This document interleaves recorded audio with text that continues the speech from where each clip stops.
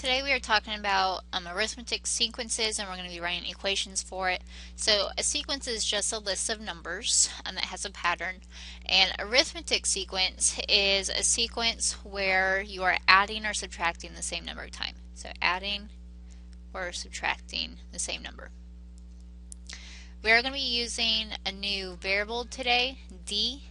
This d stands for the common difference. So d is whatever number you are adding or subtracting every time in the sequence. And we're going to use that for the last three questions. So the first two questions, they just want to know, are these arithmetic sequences? So we just need to make sure we are adding or subtracting the same number every time. Sometimes there's a sequence where you are multiplying or dividing the same number every time. That's called a geometric sequence. So arithmetic is specifically adding or subtracting. So from -4 to -2, I am adding 2. -2 to 0, I am adding 2. 0 to 2, I'm adding 2. So since I added the same number every time, I'm going to say yes, because you are adding 2 every time.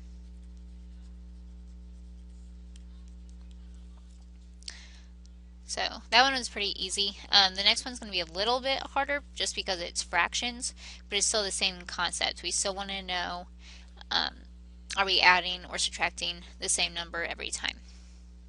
So from 1/2 to 5/8, I'm going to get a common denominator. So 1/2 with a denominator of 8 would be 4/8.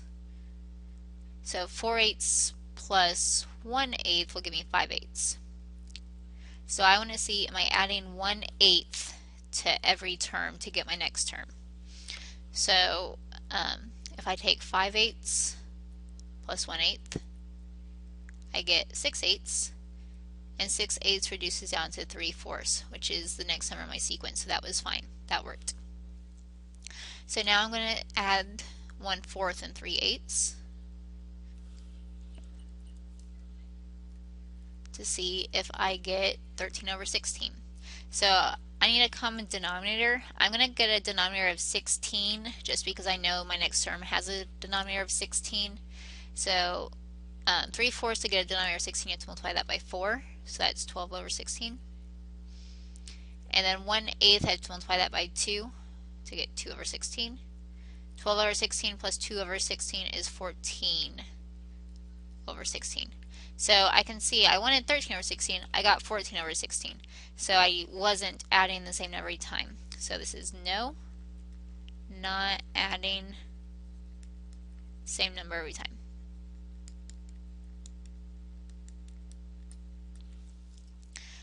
Okay. So again, arithmetic sequence, you're just making sure, are you adding or subtracting the same number every time? Okay, if I look at the next three, this is going to be a little bit different. They're going to give us an arithmetic sequence, and they want us to come up with an equation for that. And it says write an equation for the nth term. That just means we're going to write an equation to find any term in the sequence. Sometimes they might ask you to find the 100th term, and we don't want to have to write out 100 numbers to find it. So we come up with an equation so that it's a little easier. There is a formula that we are going to use. So I want you to write this down. The formula for all of these problems are going to be a sub n, which just means any term. They use a just because it's an arithmetic sequence, and the little n just means any term in the sequence, equals a1. a1 is the first term.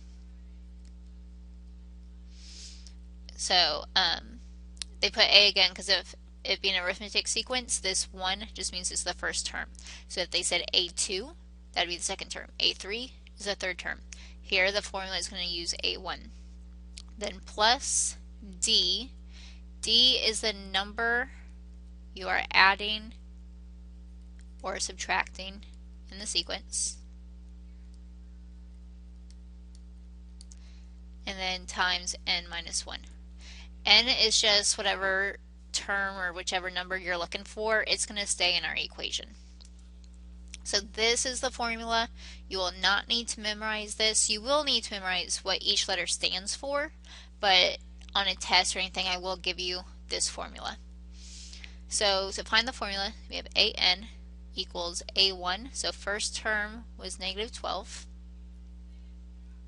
plus D, so the number we were adding or subtracting in the sequence. So from negative 12 to negative 4, or negative 12 to negative 8, I am adding 4. So 4. And then n minus 1. So the only numbers that I replaced were A1, so the first term, and D, the number I'm adding or subtracting every time in the sequence. Then I'm going to simplify this. So I can do the distributive property right here to get negative 12 plus 4n minus 4. And then combine your like terms. I like to write the variable first, so 4n. Negative 12 minus 4 is negative 16. So this is my equation. So again, this equation just can help me find any term in the sequence. So this means any term is equal to 4 times the term minus 16. Now the next thing that they ask is find the 9th term, so the 9th number. So I'm going to put A9 because that means I'm finding the 9th term equals 4n, so 4 times 9 because n is just whatever term you're trying to find. I'm finding the 9th term, so I plug in 9 and then minus 16. So I just used that formula I just came up with. 4 times 9 is 36. And 36 minus 16 is 20. So this means the 9th number in the sequence would be 20. So again, the equation is just useful if they ask for like some crazy big term. If they say, okay, find the 200th number, you're not going to write out 200 numbers. Okay, so the second question, very similar. So we're using the same formula. A sub n equals A sub 1 plus D times n minus 1. So an equals A1, so first term was 3, plus D, so I need to figure out what am I adding or subtracting every time. So 3 to negative 10, I subtracted 13, since 3 minus 13 is negative 10. So I'm going to put negative 13 since I subtracted 13, and then minus 1. Then simplify it, so do the distributive property. Negative 13 times n is negative 13n. Negative 13 times negative 1 is a positive 13. Combine your like terms to get negative 13n. 3 plus 13 is 16. So this is your formula. Then we're going to use that to find the 15th term. So since I'm finding the 15th, I'm going to write A15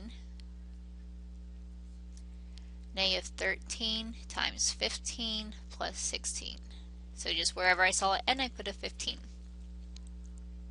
So A15 equals negative 13 times 15 is negative 195.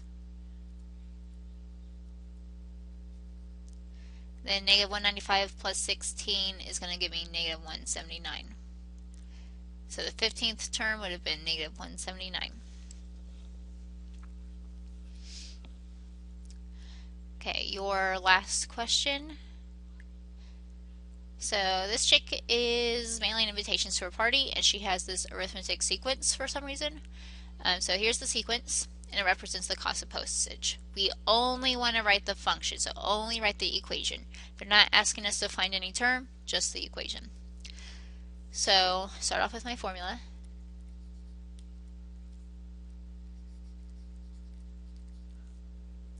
So an equals A1 first term with 0.42 plus D, so I need to look and see what am I adding every time. So 0.42 plus 0.42 gives me 0.84, so I added 0.42 every time. And then simplify. So 0.42 times n is 0.42n. 0.42 times negative 1 is negative 0.42. Combine your like terms, so I'm going to put the variable first. 0.42 minus 0.42 is 0, so I'm done. That's my equation. Okay. If you have any questions, please let me know.